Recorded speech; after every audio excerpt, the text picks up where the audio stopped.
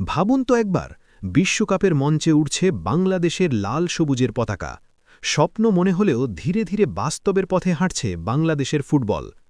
একসময় যেখানে বিশ্বকাপ খেলার কথা ভাবাও কঠিন ছিল, আজ সেখানে তৈরি হচ্ছে নতুন আশা। প্রবাসী প্রতিভাদের যোগে বদলে যাচ্ছে জাতীয় দলের শক্তি। ইতোমধ্যেই আলোচনায় আছে হামজা, সুমিত আর জায়ানের মতো তরুণরা। আর সামনে আসছে আরও বড় চমক।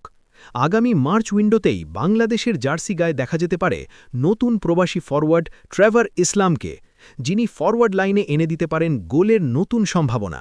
তার সঙ্গে যোগ দিতে পারেন ইংল্যান্ডে খেলা লেফট ফুটেড উইঙ্গার জায়ান হাকিম, যার গতি আর ফিজিক্যাল শক্তি আক্রমণ ভাগ্যে করবে আরও ধারালো।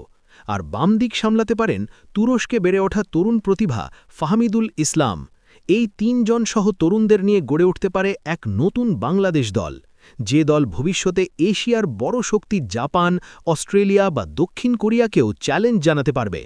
তাই প্রশ্নটা এখন আর স্বপ্নের নয়, প্রশ্নটা হলো, সত্যিই কি 2030 বিশ্বকাপে ইতিহাস লিখতে চলেছে বাংলাদেশ?